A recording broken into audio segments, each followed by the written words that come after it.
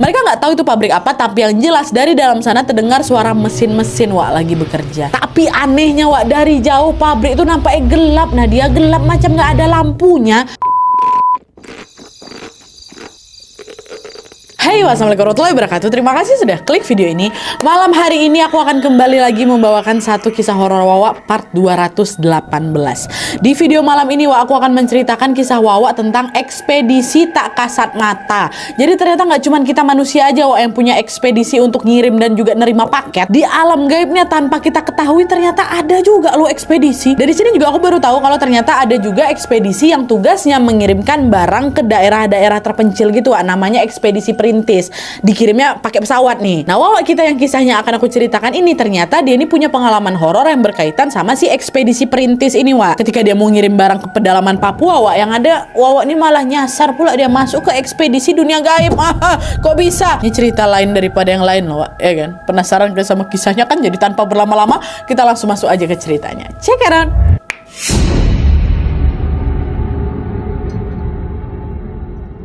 Oke, Wak, jadi kisah yang aku sampaikan malam ini dikirim sama Wawa kita yang bernama Dwi dari Jayapura. Halo Dwi. By the way, Dwi ini cowok, Wak, ya. Cowok bukan cewek. Jadi Wak, ceritanya ibunya si Dwi ini adalah seorang distributor yang menyalurkan seragam ke berbagai sekolah yang ada di pedalaman Papua. Mulai dari seragam untuk SD, SMP, SMA, semua ya pokoknya mama-mamanya ini. Nah, setiap satu semester sekali, Wak, biasanya vendor-vendor yang memproduksi seragam itu nantinya akan mengirimkan berkarung-karung seragam mereka ke rumahnya Dwi ini, Wak, karena ibunya kayak pempulnya lah gitu. Nah, setelah itu ibunya pun nanti akan menyalurkan seragam-seragam tadi menggunakan ekspedisi pesawat perintis tadi tuh. Nah, FYI, Wak, pesawat perintis ini adalah angkutan dagang dengan rute penerbangan ke daerah-daerah terpencil. Biasanya ke lokasi-lokasi yang memang belum bisa diakses menggunakan transportasi darat, jadi harus pakai udara. Inilah ekspedisi perintis nih kan. Lalu pada bulan Januari tahun 2020 kemarin, Wak, kebetulan ibunya Dwi ini sedang mempersiapkan acara pernikahan. Mamanya Dwi mau nikah, Wak, gegara mamanya mau menikah lagi karena ayahnya si Dwi ini baru aja berpulang beberapa tahun yang lalu.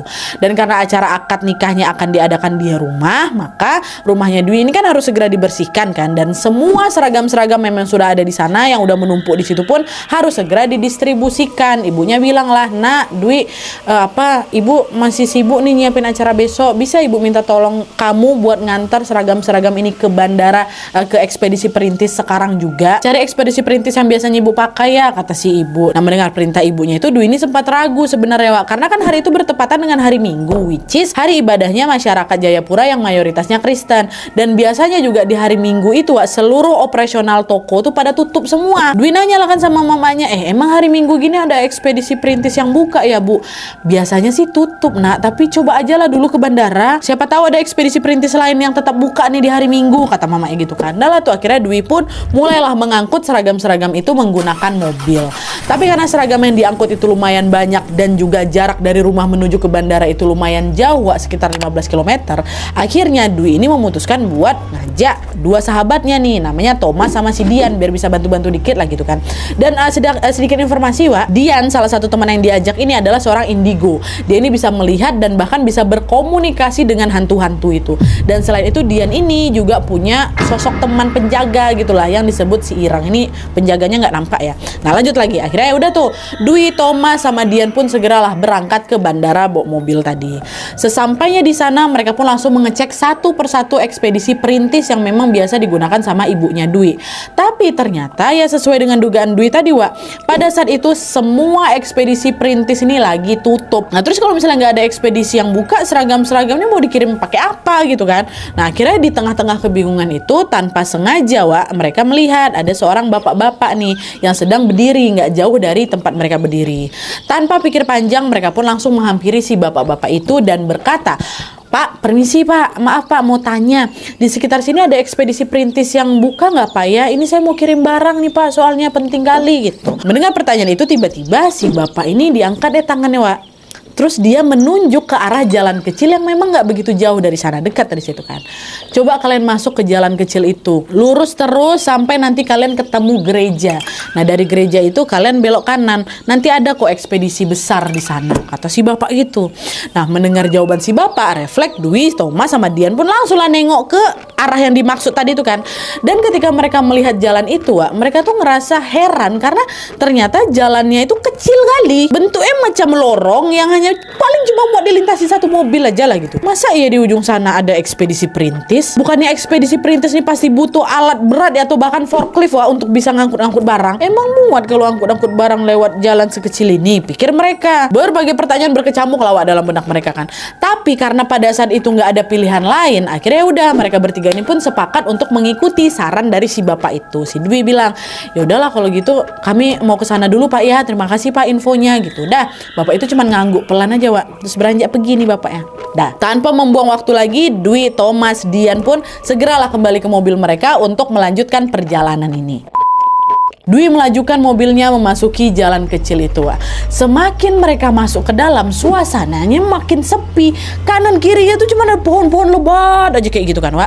Di situ Dwi bilang, jalannya betul lewat sini kah? Kok kita jadi masuk hutan nih? Kata Dwi kan. Thomas bilang, harusnya betul sih, Wak, lewat sini. Dari tadi kan bapaknya bilang lurus saja. Kalau jalan kita betul, pasti di depan kita ketemu gereja, nanti baru belok kanan gitu kan. Dan setelah berkendara beberapa jauh, ternyata betul, Wak. Dwi sama kawan-kawannya ini sampailah itu di persimpangan jalan yang di salah satu sisinya itu terdapat gereja. Akhirnya tanpa ragu Dwi pun belok lah kan, membelokkan mobilnya ke arah kanan sesuai dengan arahan dari si bapak tadi kan. Katanya kalau udah ketemu gereja suruh belok kanan, nanti adalah tuh ekspedisi gitu kan. Mereka teruslah itu menyusuri jalan kecil itu sampai akhirnya dari jauh nih, setelah belok dari jauh mereka nengok, wah ada bangunan besar macam kantor ekspedisi memang. Dan setelah jaraknya lumayan dekat, mereka bisa melihat dengan jelas lagi kalau ada plang nama kantor bertuliskan, ingat, Ekspedisi Puncak Asa. Ya, ini nama samaran ya by the way.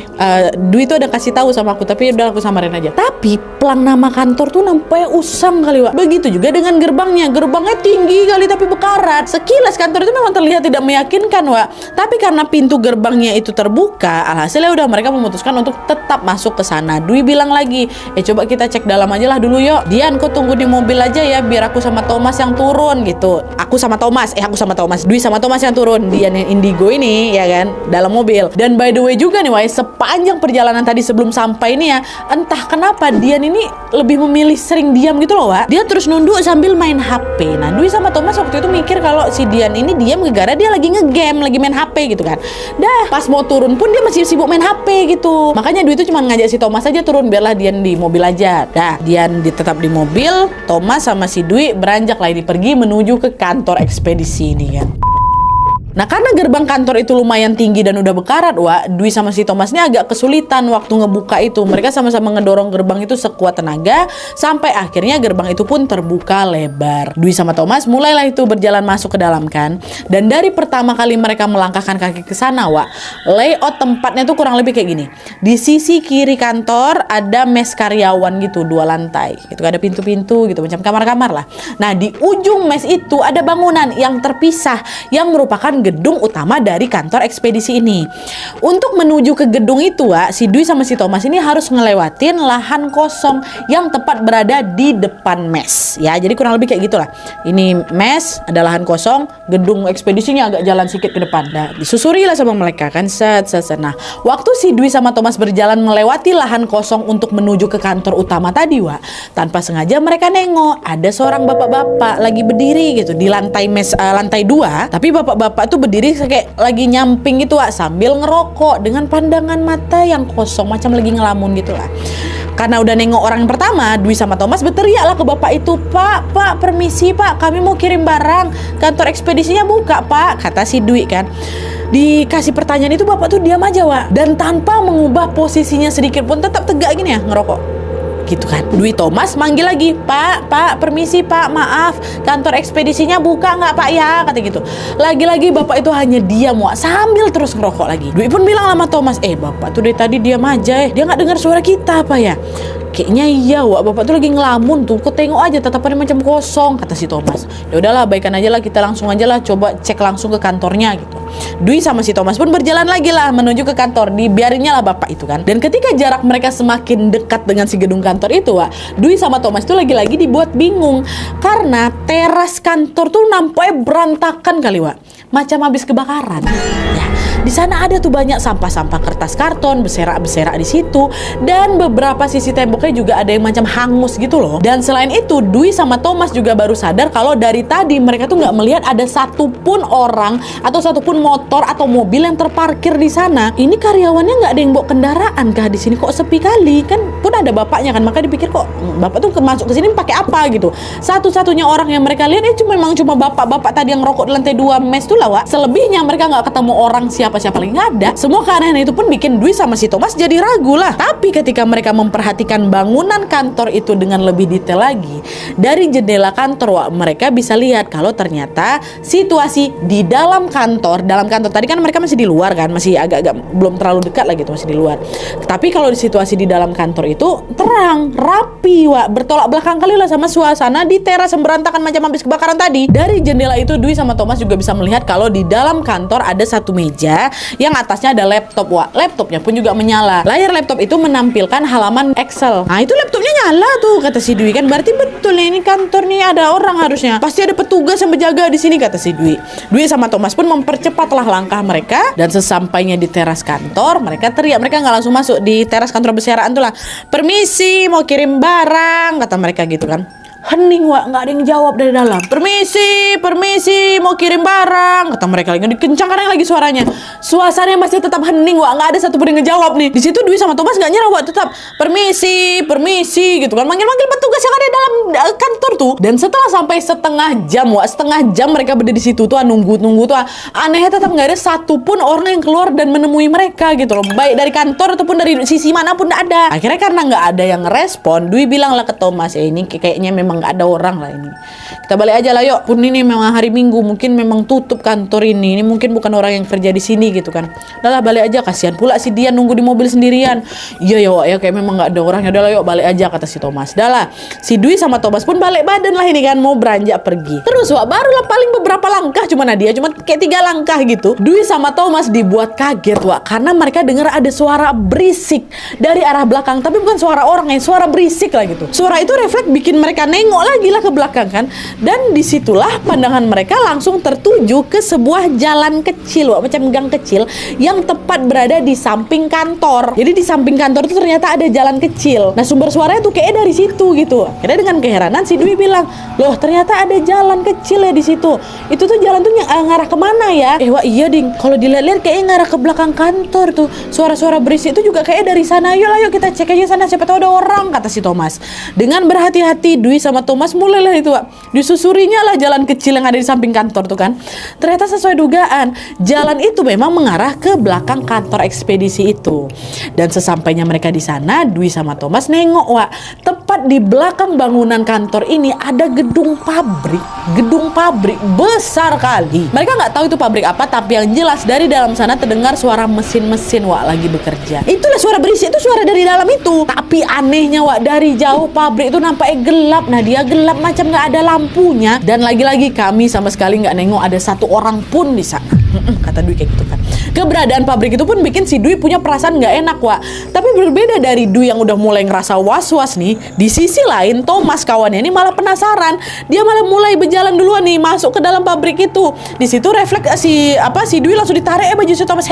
Kau mau kemana? Kau mau masuk ke pabrik itu? Jangan. Lah kenapa, Wak? Pasti ada orang di dalamnya, orang mesin-mesinnya hidup kok. Thomas, coba kau sadar. Ini semua udah nggak masuk akal. Kau nggak ngerasa ada yang aneh sama kantor nih? Perasaan aku udah mulai nggak enak nih. Ayolah, udahlah kita balik aja lah yuk, kata gitu kan. Iya ya, Wak, ya. Ayolah gitu. Dengan langkah tergesa-gesa, Dwi sama Thomas pun berjalan, Wak, menjauhi pabrik itu kan. Balik lagi nih ke jalan kecil tadi. Nah, anehnya semakin jauh mereka berjalan, Wak, semakin jauh menjauhi si pabrik itu, suara mesin-mesin tadi terdengar makin kencang, Nat, kata si Dwi. Makin panik, makin ketakutan. Kami cepatin lagi langkah kami kan buat pergi menjauh dari sana tuh. Nah, kan jalan nah, waktu mau berbelok, Wak, untuk buat balik ke mobil, di situ langkah mereka tiba-tiba terhenti karena mereka melihat ada satu motor jadul yang terparkir di situ. Padahal kan tadi nggak ada satupun kendaraan yang parkir di situ kan, Wak. Sejak kapan motor ini datang dan siapa pengendaranya gitu kan? Dwi sama si Thomas pun berdirilah mematung nih. motor. Diperhatikannya lah motor itu sama mereka kan. Dan ternyata itu adalah motor Satria Wak, warna putih dengan plat DS. Nah, FYI buat kalian yang belum tahu, plat DS itu memang nomor kendaraan yang dipakai dari daerah Papua bagian barat memang Wak. Tapi sejak tahun 2016 nomor plat itu udah diganti jadi PA. Nah, kejadian ini kan terjadi tahun 2020 kan. Harusnya udah nggak ada lagi tuh motor di sana yang pakai plat DS. Ini plat DS nih, plat lama nih. Dwi sama Thomas terus dipandanginya motor Satria putih itu kan. Ini motor siapa nih? Heran mereka Wak. Lalu beberapa saat kemudian tiba-tiba muncul lah ini seorang laki-laki, ya kan. Tegurnya mereka. Laki-laki tuh bilang, kalian lagi ngapain? Kok kelihatan bingung? Nah, teguran itu membuat Dwi sama si Thomas kaget juga nih. Sambil berusaha setenang mungkin kami bilang, oh ini Pak, kami mau kirim barang. Katanya di sini ada ekspedisi pengiriman barang ya, kata si Dwi. Nah, dengar hal itu si laki-laki ini cuma tersenyum aja sambil menatap Dwi sama si Thomas. Makin lama senyumannya makin nyeringain dia. Kayak gitu, gak dijawabnya pertanyaan si Thomas. Di Dwi itu dia makin gitu. Aneh gak sih? Serem gak sih Wak kayak gitu? Ya kan? Gak macam-macam, gak muka-mukanya tuh bakar enggak. Ditanya kayak gitu tuh. Terus tiba-tiba laki-laki tuh bilang, cepat kalian keluar dari sini. Di pinggir jalan sana ada ekspedisi lain yang masih buka. Lebih baik kalian ke sana aja, kata si bapak ini kan. Di situ, oh iya Pak, siap. Mengangguk aja sih mereka kan, udah nggak enak nih, ya Allah gitu. Dah, kasih ya Pak ya, balik kami ya. Lalu dengan gerakan cepat mereka pun langsung lari kami tuh birik-birik. Nah, kami tinggalkanlah tempat itu. Sesampai di pintu gerbang kantor Wak, entah kenapa pintu tuh berat kali, nggak macam waktu pertama kali masuk tuh loh Wak, berat kali kan. Dengan panik Dwi sama Thomas pun mengerahkan seluruh tenaga kami lah gitu untuk bisa mendorong pintu itu Dan setelah pintu itu berhasil terbuka, mereka pun langsung lah masuk ke dalam mobil. Nah, ketika Dwi sama Thomas sudah berada di dalam mobil Wak, mereka nengok si Dian ini pucat Wak, pucat berkeringat. Karena khawatir Dian ini kenapa-napa, nanyalah mereka, ngapa kok kenapa kok pucat kali, kok sakit kah? Bukannya menjawab pertanyaan Dwi dan Thomas Wak, di situ Dian cuma bilang, ayo jalan, jangan lama-lama di sini, perasaan aku nggak enak, aduh merinding aku. Perasaan aku nggak enak, katanya. Kenapa ada apa? Udah jalan aja dulu, nanti aja ceritanya, kata gitu. Dwi yang pada saat itu juga udah ketakutan, langsung lah itu melajukan mobilnya dari sana kan Wak. Dan setelah berkendara beberapa jauh, Dwi pun kembali lagi menanyakan pertanyaan yang sama sama Dian, kenapa Yan? Ku bebe aja kan Yan? Kenapa di sana tadi ada apa? Kata gitu kan. Nah, karena kan mereka tahu si Dian ini indigo kan, jadi bisa kemungkinan Dian ini tahu sesuatu nih. Tapi di situ Dian belum mau jawab Wak. Udah nanti aja, perasaan aku masih nggak enak ini. Kalau udah di jalan besar kita berhenti ya, kata siapa? Kata si Dian kan. Nah, untungnya Wak, mereka bisa keluar dari sana. Pas udah keluar, sudah nyampe di jalan besar nih, kebetulan nggak jauh dari sana ada macam warung kecil gitu Wak. Mampirlah mereka ke sana kan buat beli minum. Lalu setelah situasi sudah mulai tenang, mereka udah mulai agak melepaskan ketegangan tadi tuh, disitulah akhirnya Dian buka suara Wak. Tapi pertamanya kami dulu dimarahin Nadia. Dia bilang, kalian ini kenapa sih kok tega ninggalin aku di mobil? Aku ketakutan loh, tapi malah kalian pergi, kata dia kayak gitu. Tuh ya terkejut lah kami, loh tega gimana nih, kami tuh ninggalin kau di mobil gegara dari tadi sepanjang perjalanan tuh kok asik main HP aja, kok main game kan? Main game apa? Kata Dian, main game apa? Tadi waktu kalian turun Wak, aku sama sekali nggak bisa ngomong, mulut aku dibekap sama makhluk-makhluk yang ada di situ. Aku mau ngelarang kalian supaya nggak masuk, tapi suaraku tuh nggak bisa keluar, kata si Dian. Astagfirullahaladzim, yang mana lah kami tahu? Yang kami tengok ya aku main HP. Emang kenapa Yan? Kenapa? Itu tadi tempat tuh kenapa? Apa yang kau tengok? Dian sempat terdiam bentar tuh Wak, sambil beberapa kali menghembuskan nafas berat. Lalu sesaat kemudian dia pun mulailah menceritakan semuanya. Tercopot. Jadi ceritanya nih Wak ya, ini cerita dari POV-nya dia nih Wak ya. Jadi pada saat mobil mereka ini mulai mendekati kantor ekspedisi tadi Wak, tiba-tiba dia nih nengok ada banyak kali makhluk astral yang berdatangan dan mengerubuni mobil mereka. Ada pocong Wak, ada kuntilanak, ada genderuwo, bentuknya macam-macam katanya. Ngerubuni nih. Nah, lama-kelamaan sosok-sosok itu pun juga sudah mulai masuk nih ke dalam mobil dan membekap mulutnya si Dian Wak. Dian ini nggak bisa berbicara sama sekali Wak, sehingga di sepanjang perjalanan itulah kenapa dia itu diam aja, ditutup mulutnya sama hantu. Tapi ini tengok kawannya dia main HP, padahal itu lagi dibekep Wak. Nah, terus waktu Dwi sama si Thomas ini turun dari mobil kan dan membuka gerbang kantor ekspedisi tadi Wak, yang Dian lihat adalah Dwi sama Thomas lagi dorong rumput tinggi tuh yang lagi dorong dia. Set, bukan gerbang besi, Wak. Jadi gerbang besi bekarat berukuran besar yang tinggi kali itu Nadia sebetulnya nggak ada, kata si Dwi, Wak. Jadi saat itu mereka bertiga sedang dijebak dan dibawa masuk ke dunia lain, which is ke dunianya hantu, tuh dunia mereka tuh. Di situ kan dia lagi macam dikepit sama si hantu-hantu nih kan. Dia cuma bisa berdoa dalam hati semoga mereka berdua kawan-kawan ini selamat. Sampai akhirnya si Ireng, masih ingat kalian si Ireng sosok teman penjaganya dia Nina datang, Wak. Datang, dibantunya lah siapa nih Dian untuk ngusir sosok-sosok itu. Akhirnya si Dian udah nggak dibekap lagi tuh dan dia bisa bicara. Tapi dia masih terperangkap dalam mobil, Wak. Gegara di saat yang sama si Dian ini masih nengok sosok-sosok tadi itu masih macam rame katanya, rame ngerubungi mobilnya dari luar gitu. Jadi mobil itu macam dikepung, nggak bisa bikin si Dian ini keluar, Wak. Kebayang kalian kan? Nah, jadi di situ Dian tuh nggak bisa keluar buat ngasih tahu Dwi sama Thomas tentang apa yang dia lihat. Kalau dia nekat keluar mobil, Wak, bisa jadinya mereka malah terjebak semuanya tuh di dunia tuh selamanya gitu loh. Akhirnya dengan perasaan cemas Dian pun teruslah itu menunggu si Dwi sama si Thomas itu sampai balik kan. Tapi ditunggu sampai 2 jam ya. 2 jam lamanya mereka nggak balik-balik juga. 2 jam loh, Wak. Padahal apa tadi yang aku sama Dwi rasa aku sama Thomas rasa itu udah dia paling cuma setengah jaman lah kami di dalam tuh. Tapi di dunia nyata Dian tuh ngerasa 2 jam kalian di dalam. Nah, karena khawatir Dwi sama si Thomas ini kenapa-napa, Dian pun bilang lah ke Ireng, ke si penjaganya ini, kau jemput temanku di dalam sana. Aku takut mereka nggak bisa balik. Si Ireng jawab, aku di sini aja. Tugasku kan buat jagain kamu, katanya. Udah, insya Allah aku bisa jaga diri. Tolonglah aku selamatkanlah mereka dulu. Itu kawan-kawan aku, mereka sahabat aku, kata gitu. Nggak bisa, tolonglah gitu kan. Pokoknya beberapa kali gitu dipujuk berkali-kali sama si Dian kan. Akhirnya si Ireng pun mau keluar buat nyelamatin Dwi sama si Thomas. Nah, masih ingat kalian dengan laki-laki yang tiba-tiba negur si Dwi sama si Thomas waktu ada di dalam tadi tuh, yang waktu mereka lagi bengong ngeliatin satria putih tuh, ternyata si bapak-bapak yang itu tadi itu jelmaannya si Ireng, Wak. Si Ireng sedang memperingatkan Dwi sama Thomas untuk pergi dari sana. Itulah dia yang ditengok sama Dian, Wak. Itu diceritakan sama si Dian nih. Dwi sama Thomas yang nyimak cerita itu cuma bisa terduduk lemas saja kami, Nadia. Mereka bilang, jadi yang nyuruh kita buat segera pergi itu si Ireng, Wak. Terus semua yang kami tengok, yang dari tadi yang kita lihat itu sebenarnya nggak nyata. Iya, Wak. Semua yang ada di kantor ekspedisi itu nggak nyata. Semua aktivitas yang kalian lihat di sana itu adalah di dunianya mereka. Astagfirullahaladzim, untung kita selamat ya. Terus gimana nasib seragam-seragam nih? Harus dikirim hari ini, Wak. Kasihan orang kan pada nunggu-nunggu juga seragam itu datang ke beberapa tempat kan, Wak. Ya udahlah, kita cari aja ekspedisi yang masih buka. Tapi yang dekat jalan besar ya, nggak usah masuk-masuk hutan lagi, kata si Dian. Insya Allah nanti ketemu gitu. Dah nih. Beberapa saat kemudian, Wak, Dwi, Thomas, dan Dian pun kembali lagi masuk ke dalam mobil untuk melanjutkan perjalanan mereka. Di situ mereka sempat tuh beberapa kali bertanyalah ke warga setempat tentang kantor ekspedisi yang masih buka. Sampai akhirnya ada, Wak, satu orang warga di sana yang bilang, cari ekspedisi perintis ya? Udah kalian tinggal lurus aja ngikutin jalan ini, nanti ketemu kok kantornya sebelah kanan, katanya. Udah lah tuh, Dwi pun melajukan lagi mobilnya ke arah yang ditunjuk sama si warga tadi. Ini warga betulan, Wak. Lalu sesampainya di lokasi yang dimaksud, mereka bertiga pun langsung merasa lega karena di situ betulan memang ada ekspedisi perintis yang masih buka. Lokasinya juga ada di pinggir jalan besar, Wak. Di sana juga ramai tuh, ada aktivitas para karyawan yang lagi lalu lalang bawa alat berat yang juga mengangkut barang-barang ya. Berarti nyata ini kan. Mereka nggak lagi masuk ke dunia gaib macam tadi tuh.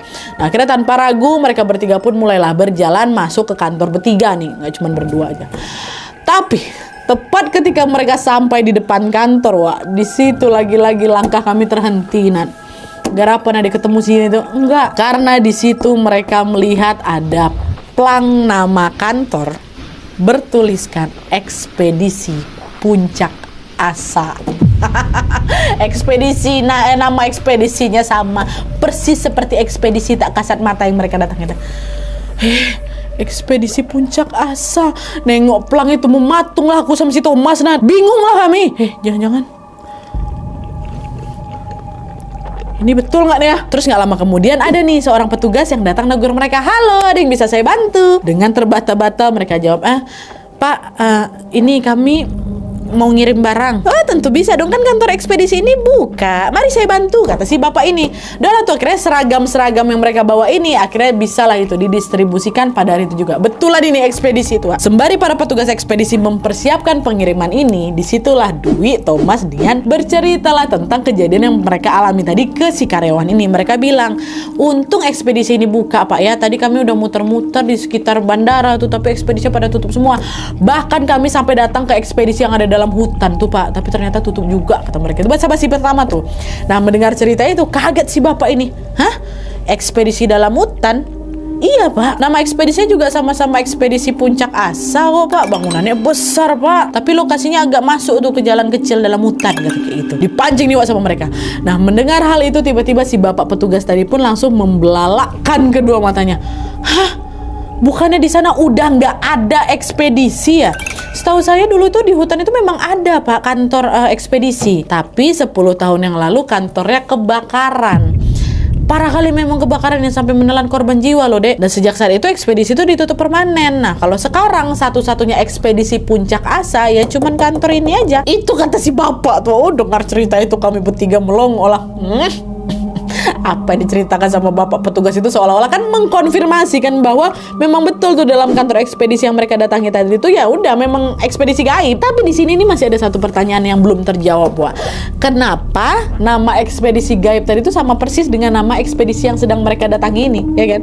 Sama-sama ekspedisi Puncak Asa. Dwi, Thomas sama si Dian waktu itu memang merasa sungkan gitu untuk menanyakan hal itu ke si bapak ini. Tapi dari cerita yang si bapak sampaikan, sepertinya ya Nat, ini kata Dwi ya, sepertinya ini adalah ekspedisi yang sama Wak. Setelah 10 tahun lalu mengalami kebakaran dan ditutup permanen, ekspedisi Puncak Asa ini pun akhirnya pindahlah ke lokasi yang baru, yaitu di lokasi yang sekarang didatangi sama Dwi dan kawan-kawan pada saat mengirim si seragam ini. Tapi untuk hal ini Dwi itu belum bisa memastikan ya Wak ya, dugaannya itu benar apa enggak, baru dugaannya aja.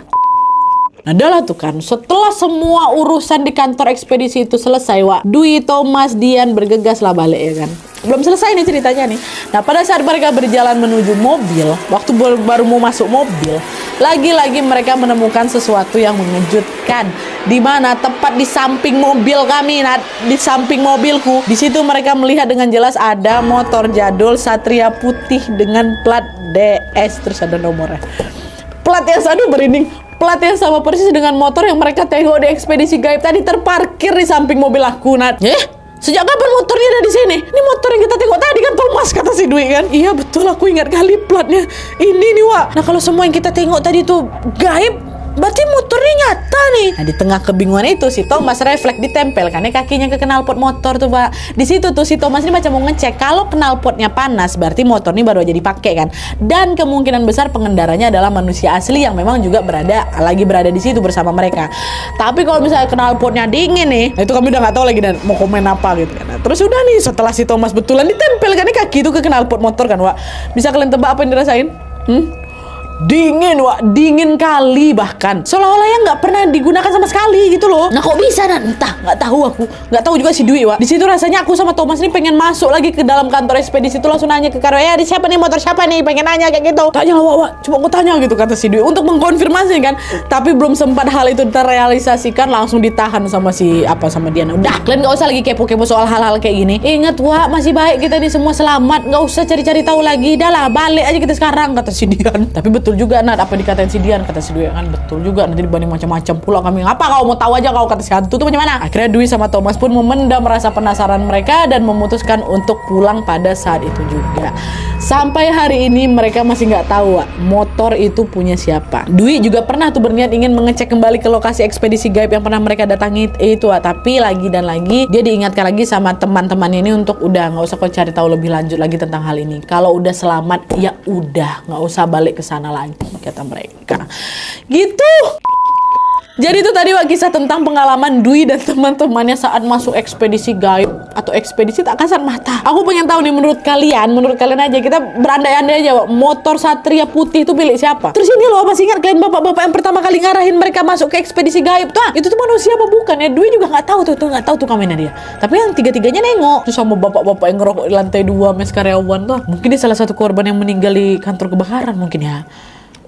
Iya, aku nggak tahu ya Allah, seremnya lain kan. Ada ekspedisi tak kasat mata, wah, Masya Allah. Terus yang pabrik di belakang tuh, pabrik apa ya? Itulah kan Wak ya, memang kadang cerita horor tuh nggak ada penjelasannya. Ya memang udah horornya bagian depannya aja, kami nggak ada nyari sampai selak beluk juga. Nah dia dapat selak beluk ya alhamdulillah, baik, syukur gitu kan. Kok nggak ada ya udah, gini aja udah seram kali. Buat kalian juga pengen berbagi kisah horor kalian boleh langsung kirimin aja kisahnya ke email kisahhororwawa@gmail.com, sertakan subjeknya dengan judul kisahnya dan juga jangan lupa sertain nomor WhatsApp WhatsApp sama Instagram kalian supaya kalian nanti gampang kami hubungin kalau misalnya kisah kalian di-up di video selanjutnya. Oke, Wak. Jadi sekian dulu videonya. Terima kasih banyak yang sudah menonton. Terima kasih banyak super thanks-nya. Terima kasih banyak yang sudah join membership. Kalau misalnya kalian punya ide-ide dan saran-saran untuk video selanjutnya, kalian bisa langsung klik aja link yang ada di description box. Dan juga jangan lupa untuk nyalain notifikasi ya, supaya kalian tahu kalau aku upload video baru. And as always, jangan lupa untuk klik tombol subscribe supaya kalian sama-sama tahu informasi menarik dan menegangkan dari channel aku. See you next video, Wak. Bye. Tanpa cut closing terbaru aku, mantap. Bye. Apa habis nih? Oh, udah.